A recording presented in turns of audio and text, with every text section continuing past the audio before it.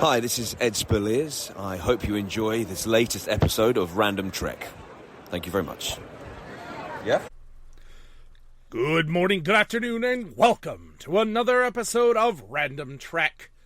I am your fearless captain, who is absolutely honest at all times, Christopher Ingle.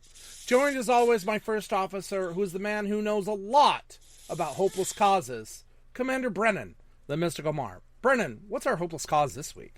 Well, since we're being absolute candor, this podcast is a hopeless cause. and all 12 of our viewers. Yeah. Yep. That is true. A little self-deprecating humor there. But yes, today we are taking a look at Star Trek Picard Season 1, Episode 4, Absolute Candor, directed by our favorite Star Trek director, Jonathan Frakes. Oh, yes. I love a good Frakes episode. Yes. This is a tough season. This was a tough sell for a lot of people when it comes to Star Trek. Yeah. The ones I hear about the most in recent years is probably Season 1 of Discovery, which is very divisive amongst fans, and Season 1 of Picard. That new Trek was really trying to find its footing.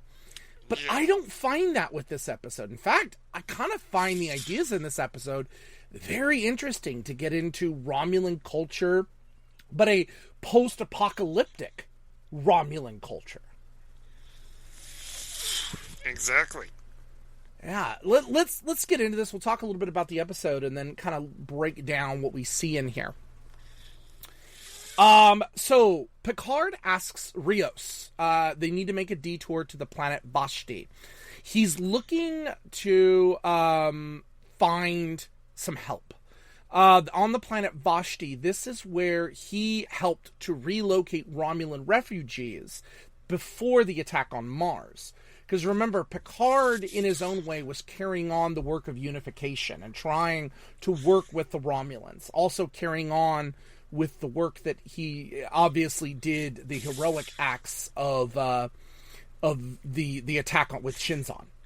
So there are a lot playing from after those two events, and he's really helpful. I mean, coming down and wearing what I can only describe as John Hammond gear. He looked a little John Hammond to me. Yeah, now that you mention it, he did.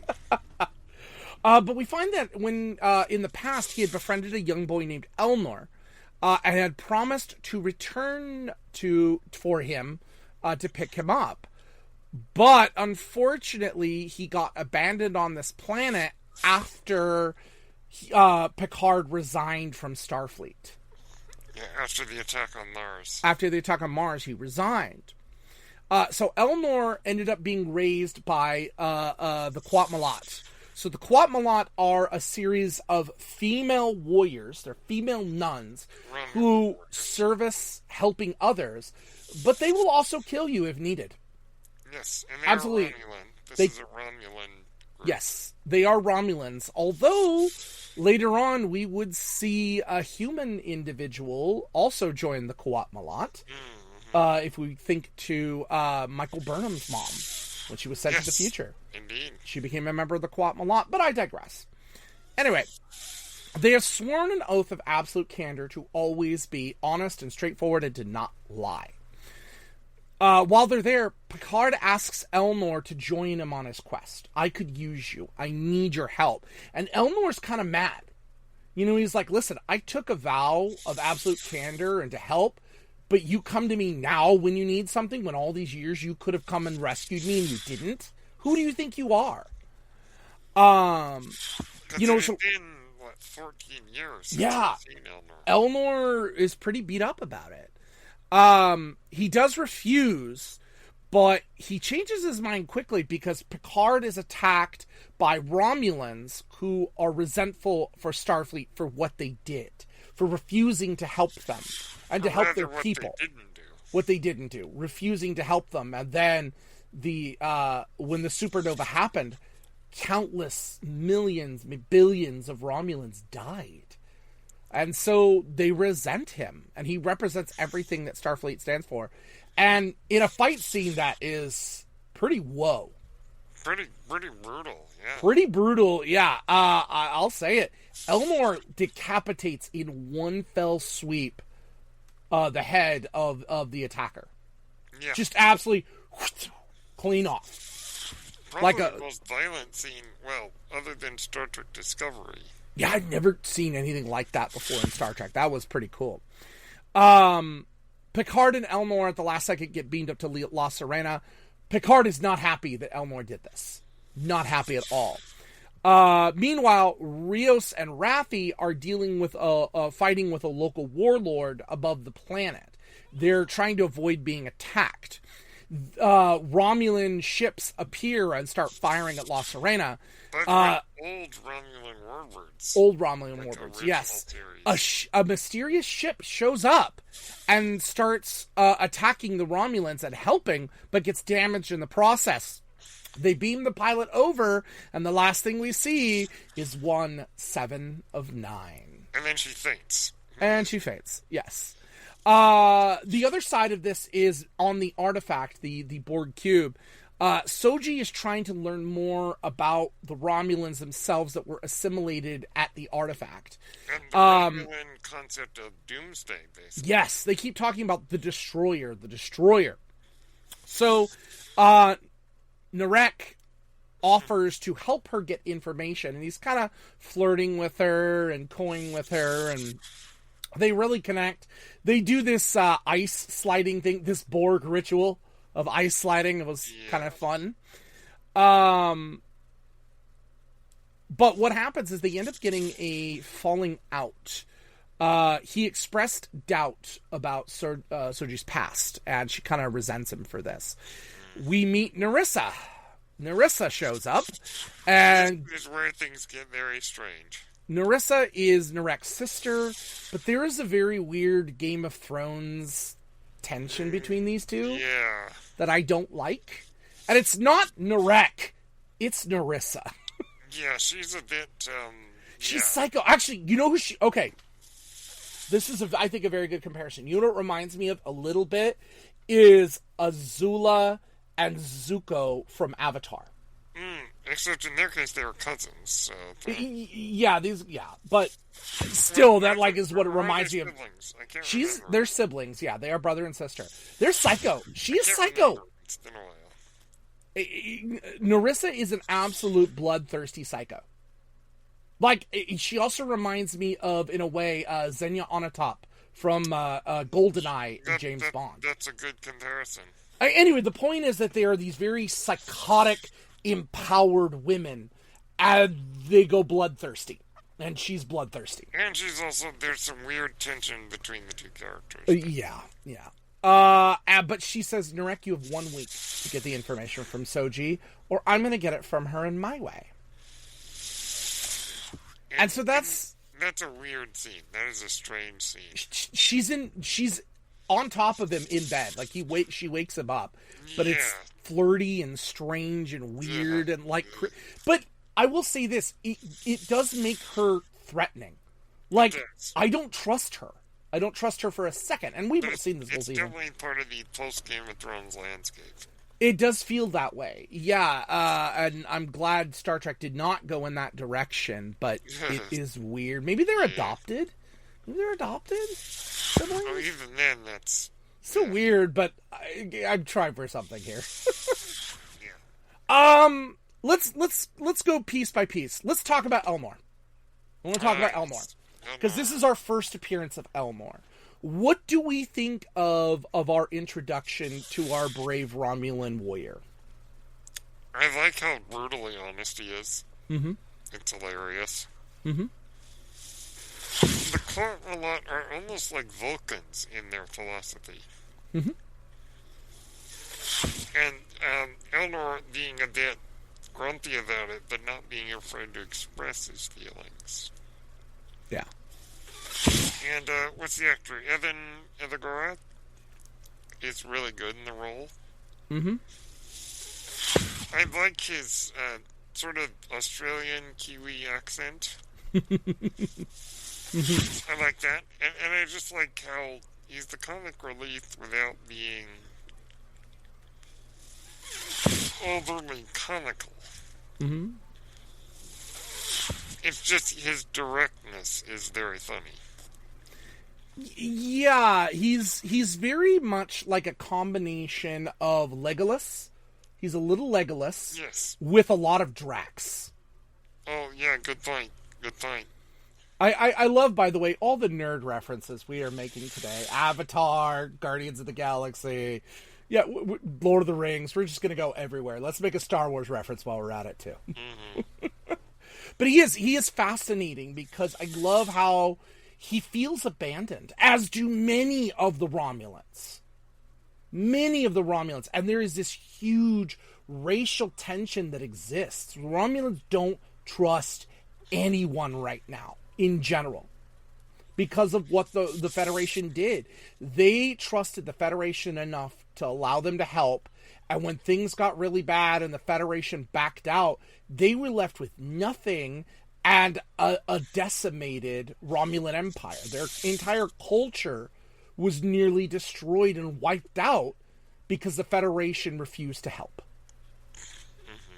And yet, the irony we know is who caused that whole setup in the first place? Romulans! Mm-hmm. So, this almost goes back to, I think, to Star Trek VI. When we talk about what Chang and that whole conspiracy was doing, they wanted to keep war going. They wanted to keep things the way they were, and so they caused problems on their own to make it happen. And we've got the super secret police of the super secret Romulan police to deal with, because we're dealing with a subgroup here. The Tal Shiar. Yeah, it's the subgroup of the Tal Shiar, right? It's like the extremists. I believe so, yeah. Yeah. But they set this whole thing up. They put their entire race at risk just for a belief. Mm-hmm. That's crazy to me. You know, and yet we see these, one of the things I remembered the most about this episode before I watched it was the sign that said Romulans only. Mm-hmm. In that cafe. And as Picard is walking down the street, how the people looked at him like, how dare you be here? Who are you to be here? You have no right to be here. You lied to us. You betrayed us. Mm-hmm. It's crazy. And I think Elnor follows that. But the Qowat Milat training and teachings kind of counter that a little bit because he takes on the cause. And that's another thing. He technically is not Qowat Milat because only women can be Qowat Milat. Or yes. Qowat Milat. Qowat Milat. Yes. Sorry to say that 5 times fast. Yeah. Yeah. And how do we feel about Picard and his reaction to this? Because this was his baby. This was his child. You know, in essence. Not just Elnor, but the whole Romulan reunification process. Well, it's an interesting journey, I think, that Picard goes on, because when we first meet him in Encounter at Starfleet, he really can't stand kids. Mm-hmm. And slowly, as the show goes on with things like disaster and the interactions with his nephew, and his father figure status to Data, I think that Picard more and more embraces the idea of maybe not literally being a parent, though that does come later. Mm-hmm. And even then, it takes him a while to accept it. Yep. But the idea of becoming a parent in a way to Elnor, and also in a way to the entire Romulan race. Mm-hmm. It's an evolution of his character, and ultimately leading to his relationship with his son. Mm-hmm. So, you know, with Jack. Mm-hmm. So it's an interesting journey of learning what it means to be a father throughout the whole show. I do feel like this relationship with Elnor, even though I don't think it was intentionally set that way to begin with, really sets us up for that relationship with Jack in the third season, because it's very similar. Good point. Very similar. Both felt abandoned. Both felt betrayed. But the interesting thing with Jack that we know is that Jack found out who he was long ago. Jack knew. Remember, he was sitting in that bar, and somebody had asked Picard, and Picard didn't know he was there.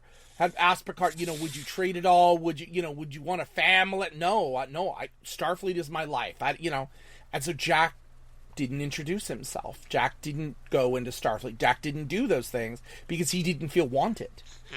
He felt betrayed and let alone. So Elnor, in a way, feels that way too. Betrayed and left alone. He cared about Picard. He loved Picard.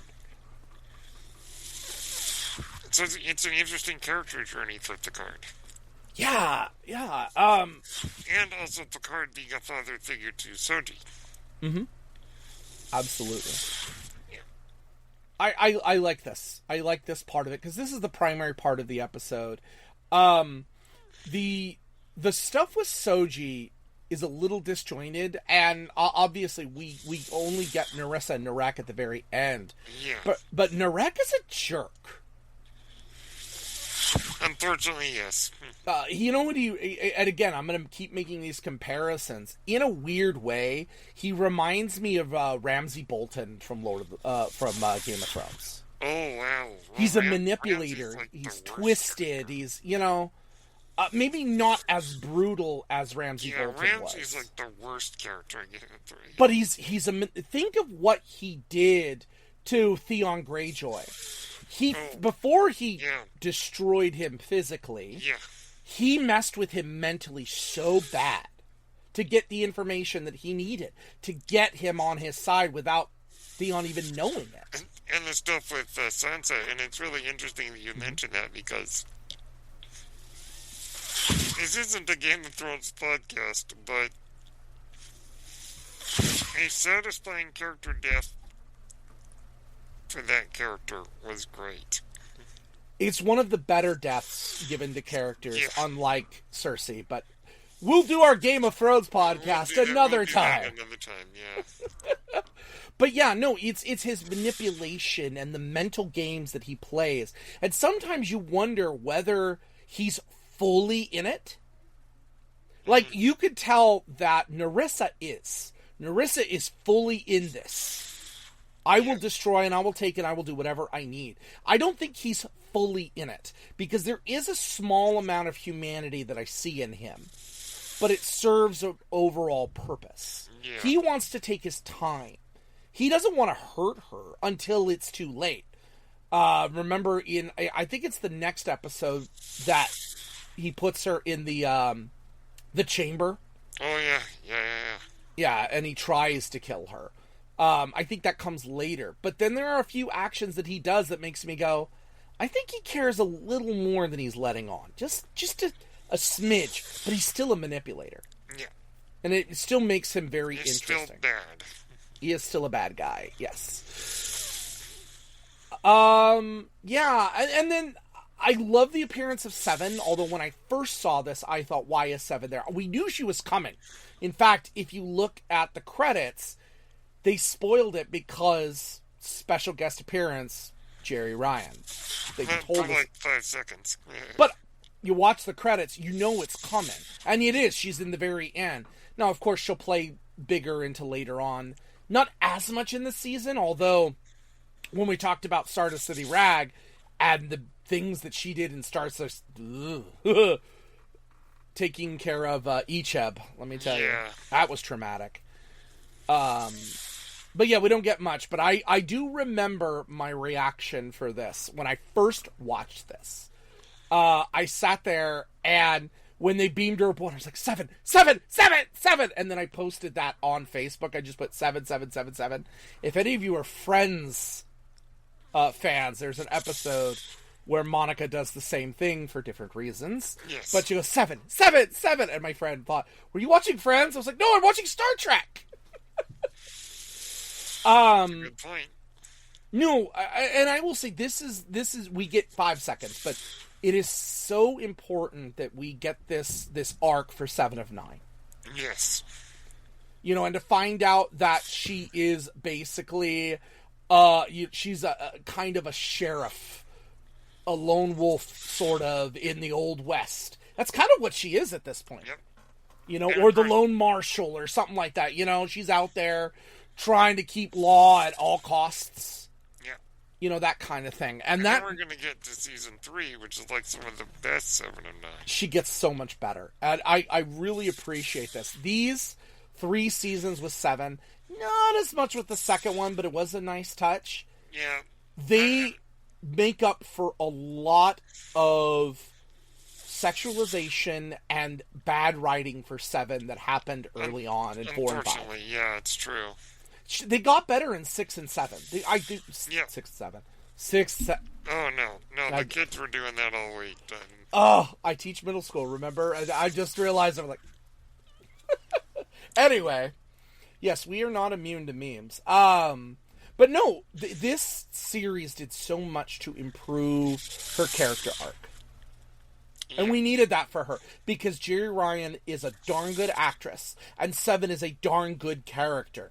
There is a lot of depth, a lot of trauma, a lot of work, and pairing her up with Picard was a stroke of genius, being they both came from similar backgrounds at different times. Both were taken, both were destroyed. Her from her childhood and having to start everything from scratch, and him being forced on the inside to watch the destruction of everyone and to have to live with that for the rest of your life.